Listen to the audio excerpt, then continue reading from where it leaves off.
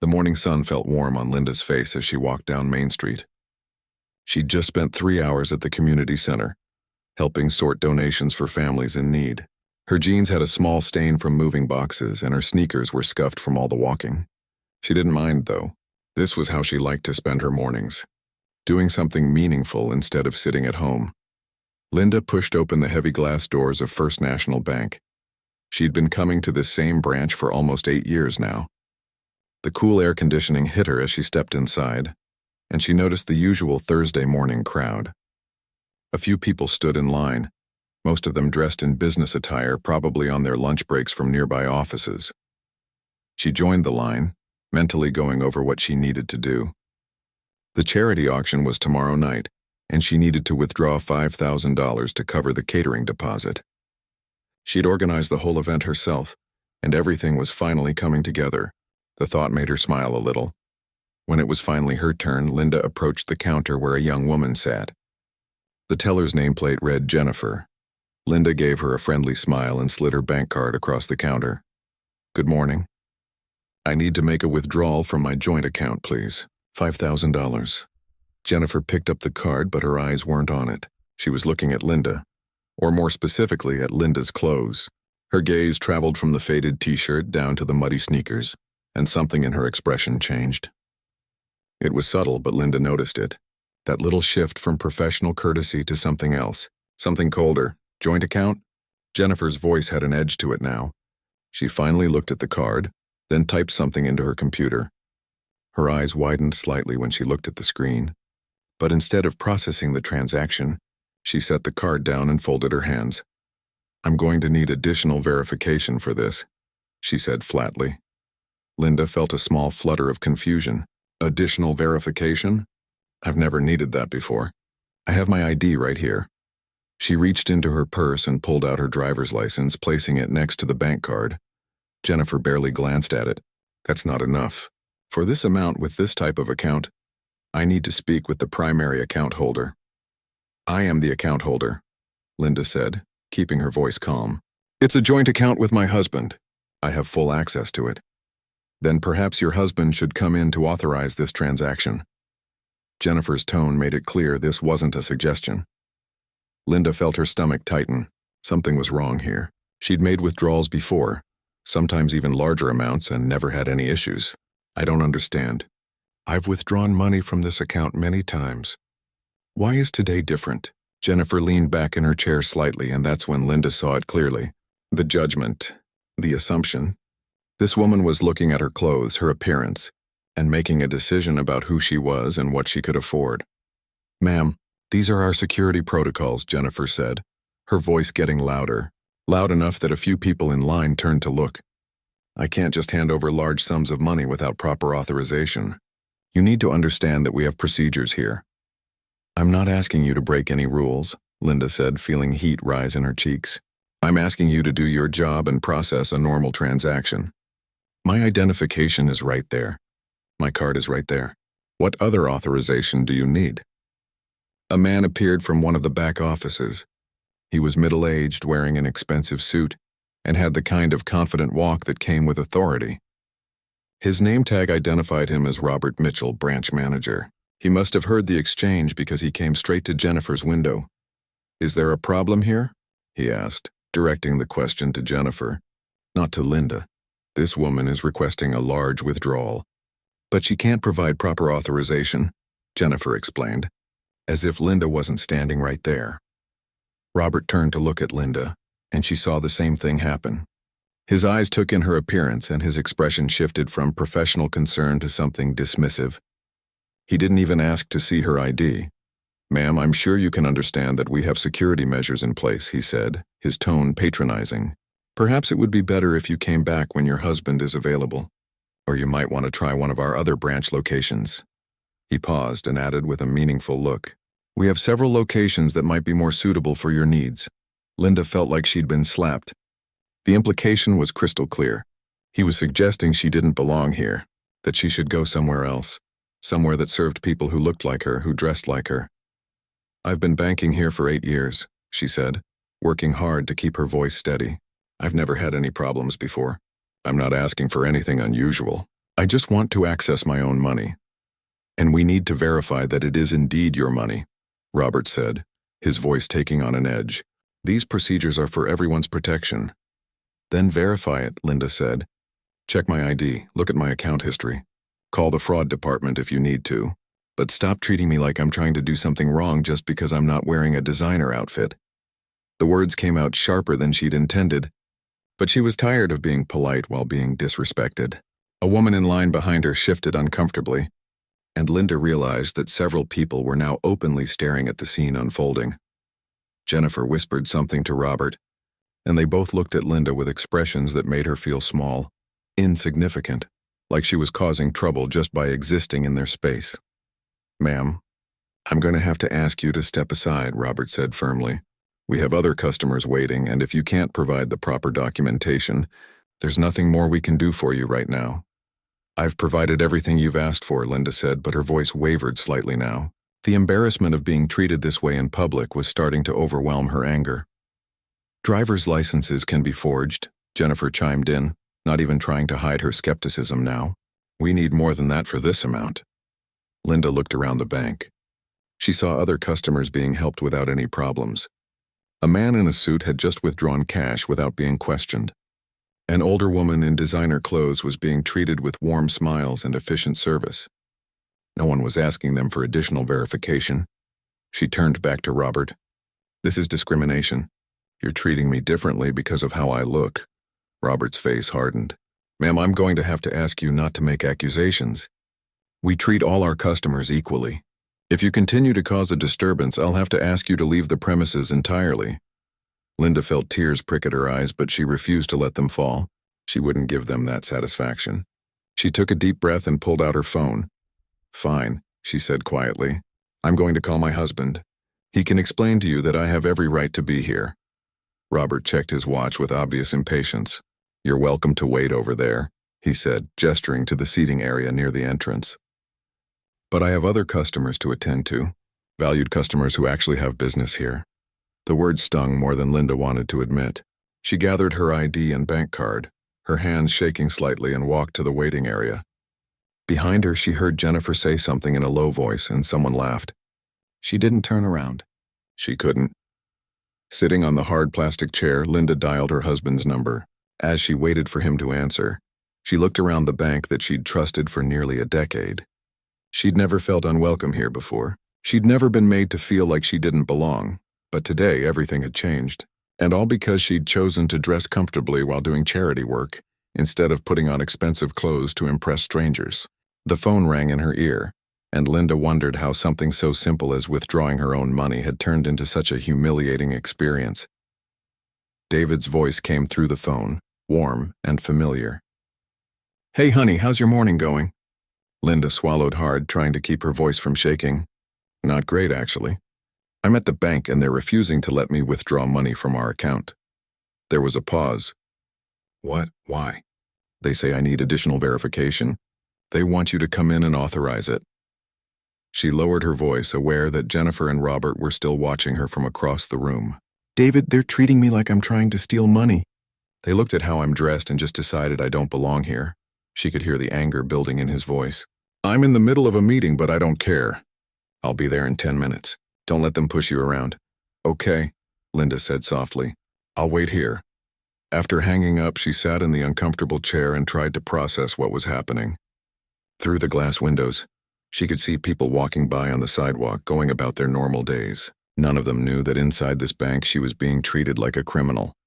She watched as Robert returned to his office, his posture radiating self-importance. Jennifer went back to her window and called the next customer, a man in his 60s wearing golf attire. Linda noticed how Jennifer's entire demeanor changed.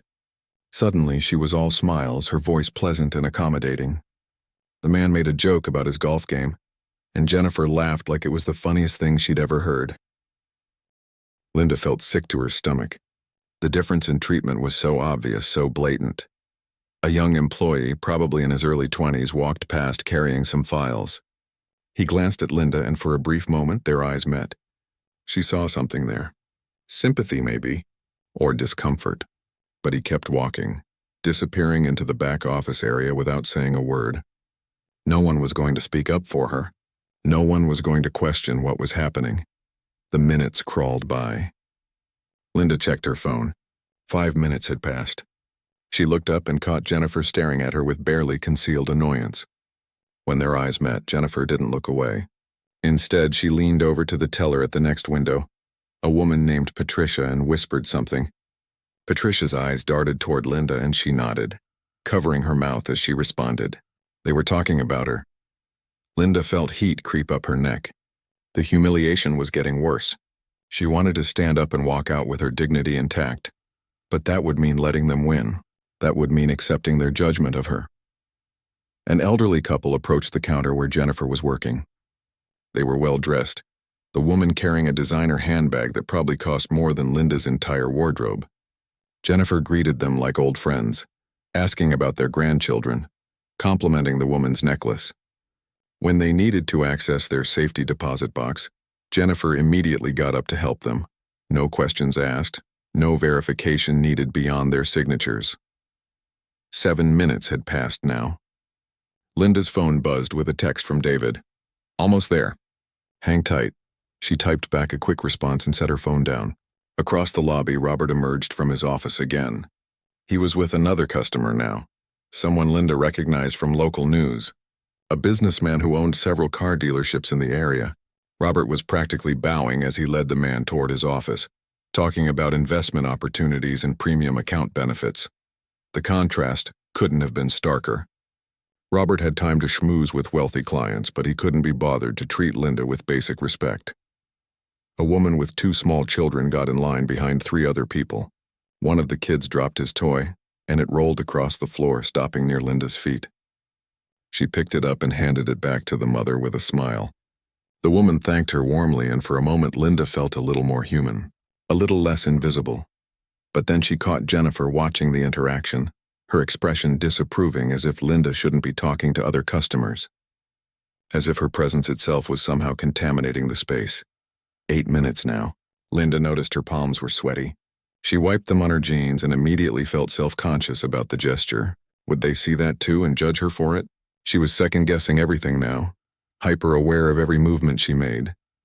The businessman emerged from Robert's office, laughing at something. Robert walked him to the door, shaking his hand like they were old friends. After the man left, Robert stood for a moment near the entrance, surveying his domain. His eyes landed on Linda and his expression soured. He checked his watch again, a deliberate gesture that said he thought she was wasting his time. Jennifer called another customer to her window. This time it was a young woman, probably in her late 20s, wearing yoga pants and a casual top. But there was something different about her. She carried herself with confidence, had expensive sunglasses perched on her head, and her workout clothes were clearly high-end athleisure, not regular gym wear. Jennifer processed her transaction without any fuss, chatting pleasantly about weekend plans. Linda wondered what the difference was. Why did that woman get treated normally while she got suspicion and contempt? Was it the brand names? The confident way she carried herself? Or did Jennifer just have some internal radar that told her who had money and who didn't? The door chimed and Linda looked up out of habit. A delivery person walked in with a package.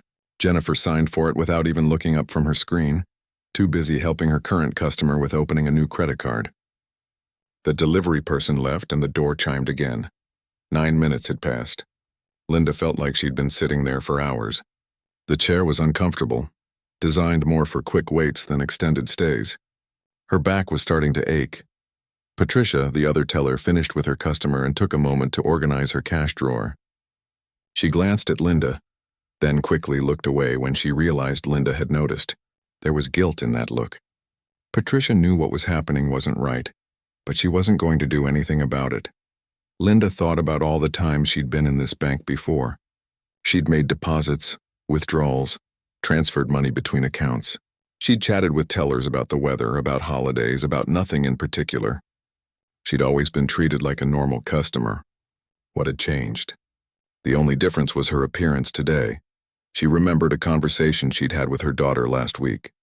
Her daughter had been telling her about a concept she'd learned in her sociology class at college: implicit bias. The idea that people make snap judgments based on appearance without even realizing they're doing it. Linda had listened and nodded. understanding it intellectually, but experiencing it firsthand was completely different. It cut deeper than she'd ever imagined. The phone at Jennifer's station rang. She answered it, her voice artificially sweet. "First National Bank, how may I help you?" After a brief conversation, she hung up and said something to Patricia. They both looked in Robert's direction and he came out of his office again. 10 minutes now. Where was David? Linda pulled out her phone to check, but there were no new messages. Traffic must have been worse than he expected. A group of 3 business people entered the bank laughing about something. They got in line, still chatting amongst themselves, completely at ease. No one was watching them with suspicion. No one was questioning their right to be there. They simply belonged, without having to prove anything. Jennifer finished with her current customer and called the next person in line. Linda noticed that the line had grown longer since she'd sat down. People came and went, their transactions processed smoothly and efficiently. The normal rhythm of the bank continued around her while she sat there like a problem that wouldn't go away. Robert walked past her on his way to greet someone near the door. He didn't acknowledge her presence, didn't even glance in her direction. To him, she'd already ceased to exist as a real person. She was just an inconvenience, something to be dealt with and dismissed. Linda's phone buzzed. "Parking?" "Be right in." She felt a wave of relief wash over her. Finally, she looked toward the entrance, waiting for David to appear. But the relief was mixed with something else. Sadness, maybe, or disappointment. She shouldn't need her husband to come rescue her from this situation. She should be able to conduct her own banking without being interrogated and humiliated. The door opened, and a man in his 40s entered wearing casual Friday business attire. Not David. Linda's heart sank a little. She glanced at her phone again. Any second now. She watched as Jennifer helped yet another customer, this one applying for a small business loan. The whole interaction was professional and courteous. No extra verification needed. No questions about authorization. Just normal, respectful service. It struck Linda then how much energy it took to be treated this way. The constant vigilance, the awareness of being watched and judged, the effort required to stay calm and composed while being disrespected. It was exhausting. The door chimed again, and this time Linda's breath caught. Through the glass, she could see a familiar figure approaching. David, wearing the charcoal suit he'd put on that morning for his board meeting. Even from here, she could see the tension in his shoulders, the determined set of his jaw. He pulled open the door and stepped inside, his eyes immediately finding her across the lobby. In that moment, Linda felt something shift. The dynamic was about to change. Robert and Jennifer had no idea what was coming, but she did. And despite everything, despite the humiliation and anger of the past 10 minutes, she almost felt sorry for them. Almost. David walked straight to where Linda was sitting, his expression softening when he reached her. He took her hand and squeezed it gently. "You okay?" he asked quietly. She nodded, not trusting herself to speak just yet. He turned around to survey the bank, his eyes sharp and assessing. "Which one?" he asked, his voice low. "The woman at the second window, and the manager, Robert Mitchell. He's in that office." Linda gestured with her chin. David's jaw tightened. She'd seen that look before. Usually in business meetings when someone had crossed a line. It was the calm before the storm. "Stay here for just a minute," he said, squeezing her hand once more. Then he walked toward the teller windows with the kind of quiet confidence that came from years of running boardroom meetings and negotiating multi-million-dollar deals. Linda watched as Jennifer glanced up at him, and her entire body language changed. She sat up straighter, tucked her hair behind her ear, and put on what Linda had come to think of as her customer service smile. The real one, not the fake one Linda had received. "Good afternoon, sir." "How can I help you today?" Jennifer's voice was completely different now. Warm, eager to please. "I need to speak with your manager, Davy," he said. His tone was polite but firm, the kind of voice that made it clear this wasn't a request. "Of course, sir. May I ask what this is regarding?" Jennifer was already reaching for the phone on her desk. "You can ask him to come out here and I'll explain." Something in David's voice must have registered, because Jennifer's smile faltered slightly. She picked up the phone and spoke quietly into it. A few seconds later, Robert emerged from his office, that same confident walk, that same self-important air. When he saw David, his expression shifted to one of professional courtesy. "Good afternoon, I'm Robert Mitchell, the branch manager. How can I assist you today?" David didn't offer his hand.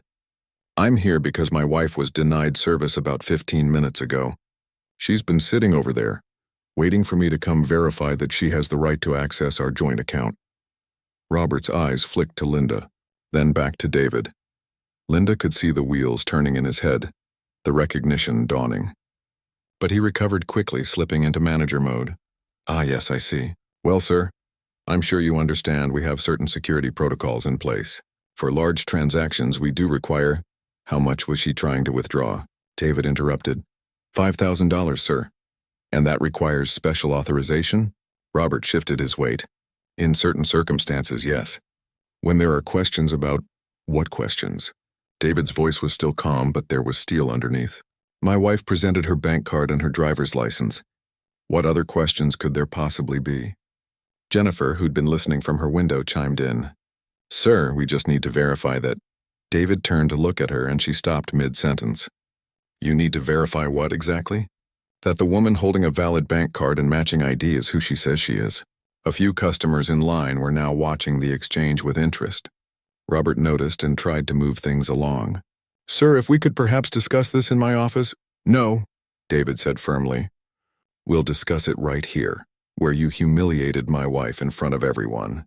You can explain your policies right here in front of these same people." Robert's face was starting to turn red. "Sir, I don't appreciate your tone, and I don't appreciate how you treated my wife." David's voice was getting harder now. "She's been banking here for 8 years. 8 years of deposits, withdrawals, account maintenance. She's never had a problem before. So what changed today?" The bank had gone quiet. Even the customers being helped at other windows had stopped talking, tuning into the confrontation. Robert cleared his throat. "As I mentioned, we have security protocols that apply to all customers equally." "Do they?" David pulled out his wallet and extracted his own bank card. He held it up so Robert could see it. It was black, made of metal, with the bank's premium logo engraved on it.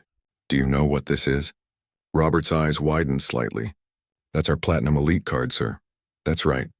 It's your top-tier account card, the kind you give to customers with significant assets in your bank." "Do you want to know what account this is linked to?" Robert didn't answer. He didn't need to. His face had gone from red to pale. "It's the same joint account that my wife tried to access today." "The same account that you decided needed special verification." David's voice carried across the lobby now, clear and cutting. "The account that holds $2.3 million. The account that my wife, Linda, has equal and complete access to." Jennifer made a small sound, something between a gasp and a squeak. Patricia at the next window had stopped pretending to work and was staring openly. "Now," David continued, "would you like to explain to me what security concerns you had? What made you decide that my wife needed special authorization to access her own money?" Robert was scrambling now. "Sir, I assure you it was purely procedural. We have to be careful about fraud." "Fraud?" David's voice rose slightly. "She had her ID, she had her card. She's been a customer here for nearly a decade. What exactly made you think this was fraud?" The question hung in the air. Linda, still sitting across the lobby, knew the answer. Everyone in the bank knew the answer. But no one wanted to say it out loud. Robert tried a different approach. "Sir, if there was any misunderstanding, I sincerely apologize. I'm sure we can resolve this quickly. If you and your wife would like to come into my office." "There was no misunderstanding," David said coldly. "You looked at how my wife was dressed and you made a judgment call. You decided that someone in jeans and a t-shirt couldn't possibly have access to a significant account. You saw her clothes, her muddy shoes from doing volunteer work, and you treated her like she didn't belong here." "That's not what happened," Robert started, but David cut him off again. "Do you see that man over there?" David pointed to someone in the lobby wearing designer jeans and an expensive casual shirt. "Did you ask him for additional verification? And that woman in yoga clothes who came in 20 minutes ago, did she need her husband's permission to access her account?" Robert was silent. "The only difference between them and my wife is that they look wealthy. Their casual clothes are designer brands. They carry themselves like they expect to be respected, and you gave them that respect automatically." David's voice was measured, but Linda could hear the anger beneath it. "My wife dedicates her time to helping people. She volunteers at the community center.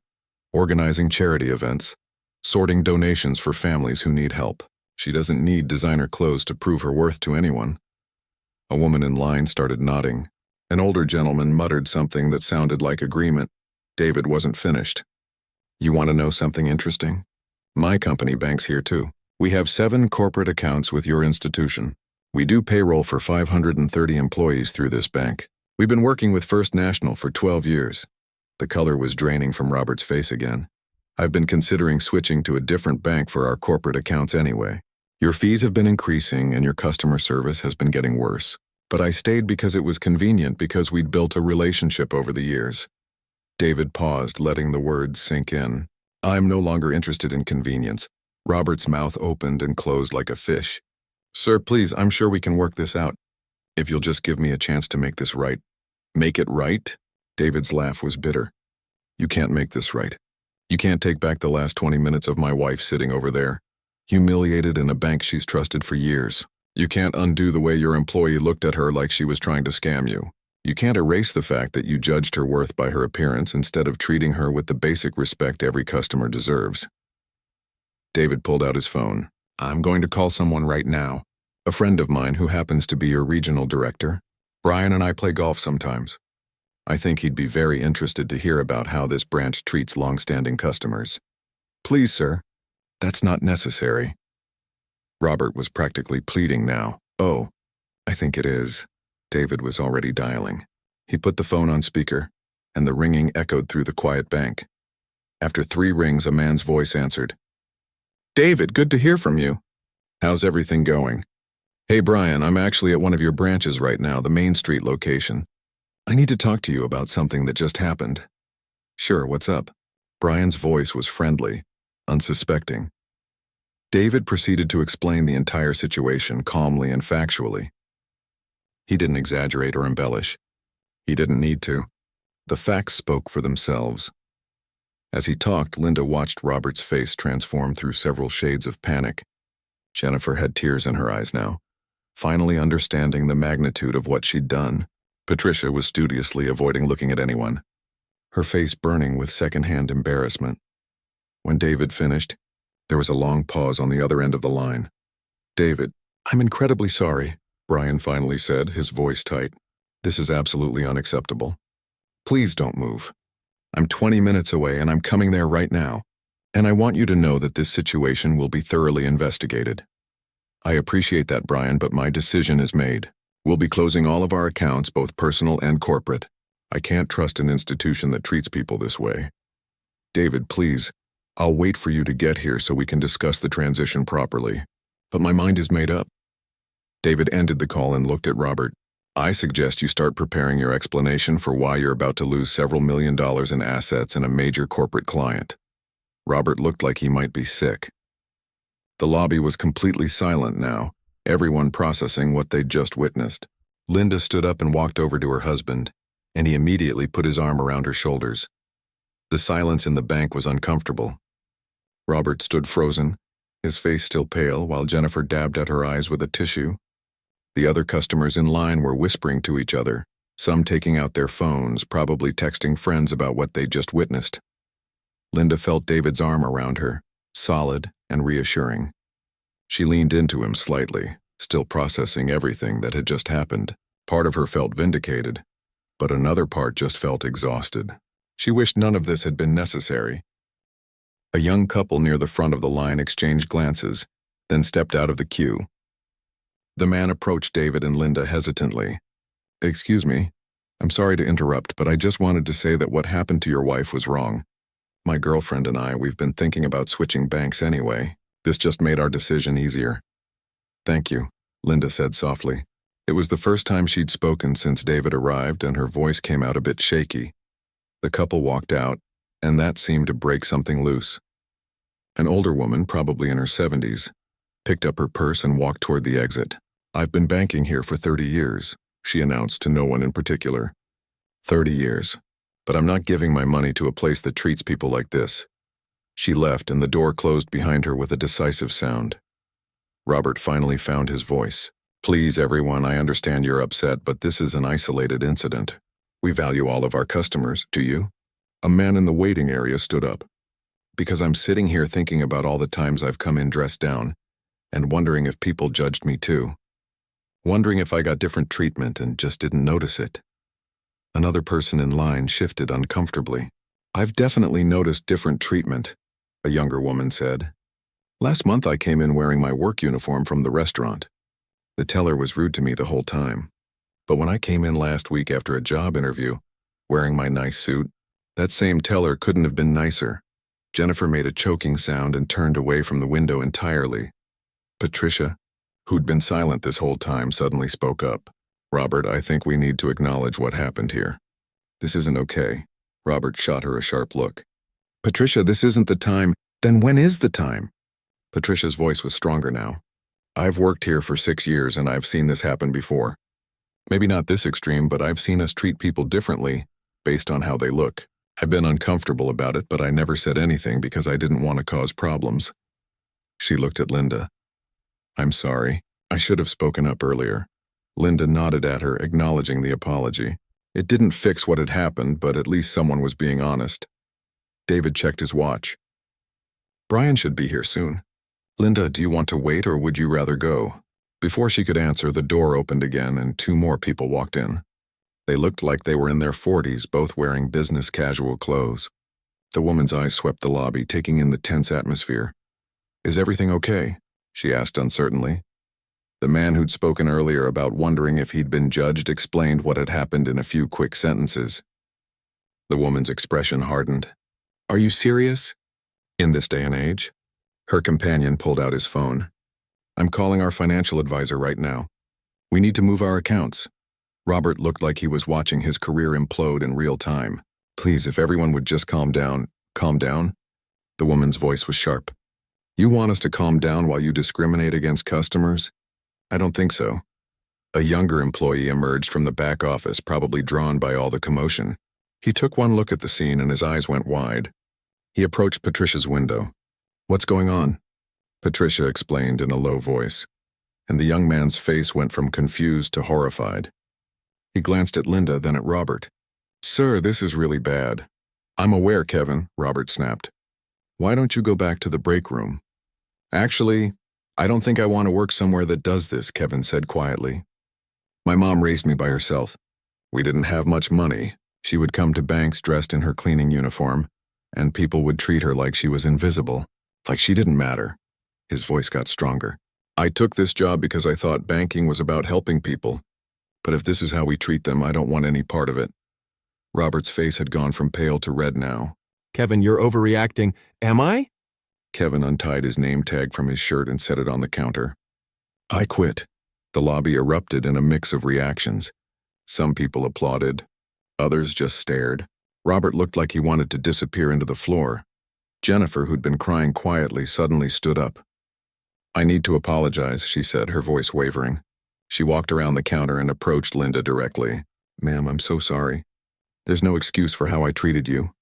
I made assumptions based on how you looked, and that was wrong. It was completely wrong. Linda studied her for a moment. The apology seemed genuine, but it also felt too late. Why did you do it? She asked. I've been here before.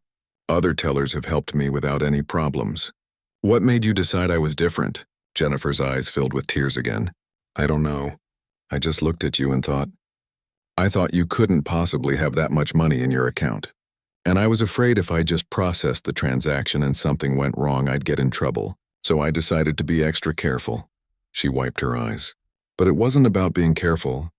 It was about prejudice. I see that now.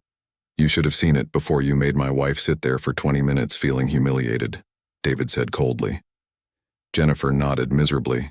I know, I'm so sorry. The door opened again, and this time it was Brian, the regional director. He was a tall man with graying hair, wearing an expensive suit and an expression of barely controlled anger. He spotted David immediately and walked straight over. David, Linda, I came as fast as I could. He shook David's hand and nodded respectfully to Linda. I cannot apologize enough for what happened here today. This is not how we do business. This is not what our bank stands for. Isn't it, though? David asked pointedly. Because it happened. In your bank. With your employees. Under your watch? Brian's jaw tightened. You're right. And heads are going to roll for this, I promise you that. He turned to Robert. My office.